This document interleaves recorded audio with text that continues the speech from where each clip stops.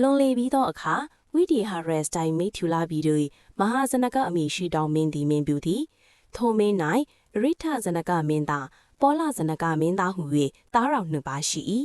အရိထဇနကမင်းသားအားအင်ရှိရာကိုပေး၍ပောလဇနကမင်းသားအားတေနာပတိအရာကိုပေး၏မင်းကြီးနတ်ရွာဆန်သောအရိထဇနကသည်ခမည်းတော်၏အရာကိုဆက်ခံ၍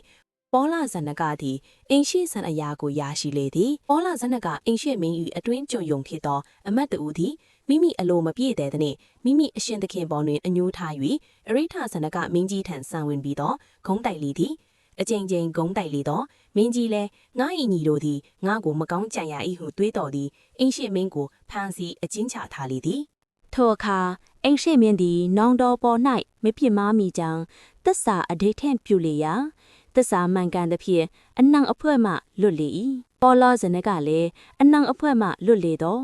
ရွာငယ်များကိုတင်သွင်း၍နောင်တော်အားရခင်ကရံမလို့လိုတော်လေယခုရန်လူရတော်မူဟုဆို၍စစ်ထိုးလေ၏ဤသို့မင်းညီနောင်တို့စစ်ထိုးကြရာ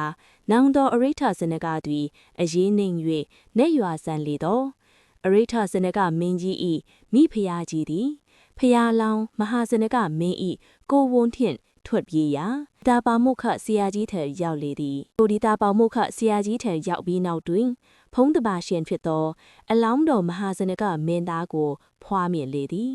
ဇနကမင်းသားလည်းအရွယ်ရောက်လက်သောမီးတော်၏အရိုက်အရာထက်သောမိထလာပြီးကိုသိမ့်ယူနိုင်ရန်အလိုငံပင်လေခီးဖြင့်ရွက်လွင့်၍ကူးတန်းရောင်းဝယ်နိုင်စေရန်မေတော်အားခွင့်အကျဉ်းချင်းပိုင်၍ရွက်လွင့်ထဲလေသည်သို့သောဇနကမင်းသား၏သင်္ဘောသည်လေမုန်တိုင်းကျ၍သမုန်တရား၌နစ်လေသည်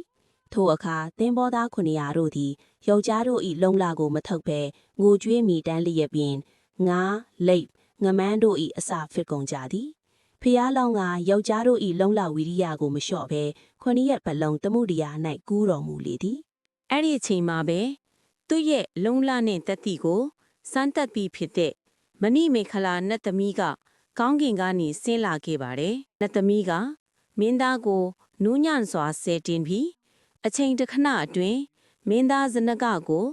မိထလာပြီးအတွင်းရှိမင်္ဂလာကြောက်ဖြာပေါ်မှာတိတ်တဆိတ်တင်ထားခဲ့ပါတယ်ထိုအချိန်မိထီလာဖီ၌ကပထွေးတော်ပောလဇနကမင်းနေရွာဆန်လွီ9ရက်ရှိသည်ထင်လေသည်ပောလဇနကမင်း၌တီဝလိထီဝီဟူသောသမီးတော်သားလျင်ကြံရစ်လေသည်မူမတ်တို့သည်မင်းလောင်းရှိရာသို့အတိတ်ထံဖြင့်ဖုတ်သွင်းယထာလွယ်ရာတွင်ဖျားလောင်းဇနကမင်းသားစစ်တော်ခေါ်ရာမင်္ဂလာကြောက်ဖြာ၌ရက်တန်လေသည်ထို့ကြောင့်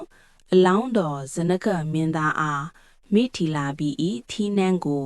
တီဝလိဒေဝီမင်းသမီးနှင့်တကွာအဖင်လေသည်တနေ့သောအခါဥယျာဉ်တော်သို့ထွက်တော်မူသည်တွင်မဟာဇနကမင်းသည်တရက်ပင်နှစ်ပင်အိမ်ဥပမာကိုကြည့်၍ဤအပင်ကအသီးမသီးသဖြင့်စိမ့်စိမ့်လက်လက်ခက်ရွက်ဖြင့်နှစ်သက်ဖွယ်ရှိသည်ဤအပင်ကအသီးသီးချင်းချောင်းဖြည့်စည်းတတ်သောသူနှင့်တွေ့၍နှစ်သက်ဖွယ်ရမရှိအနီမင်းစည်းစိမ်သည်လည်းရန်သူနှင့်ဆက်ဆံရခြင်းကြောင့်အသီးသီးသောတရက်ပင်နှင့်တူသည်ယတိယဟန်သည်သာရန်သူနှင့်မဆက်ဆံရသဖြင့်အသီးမသီးသောတရက်ပင်နှင့်တူ၏ဟု၍နေခမဝိတက်၍အကြံတော်ရရှိပြီးလျင်ယဟန်အဖြစ်ကိုတောင့်တ၍တောထွက်တော်မူခဲ့လေသည်ဤမဟာဇနဇတ်တော်၌နေခမပါရမီကိုအဓိကထား၍မြတ်စွာဘုရားဟောကြားတော်မူသည်ဖြစ်တော်လေဝိရိယပါရမီဖြည့်တင်းပုံကိုလည်းပြဆိုထားပါသည်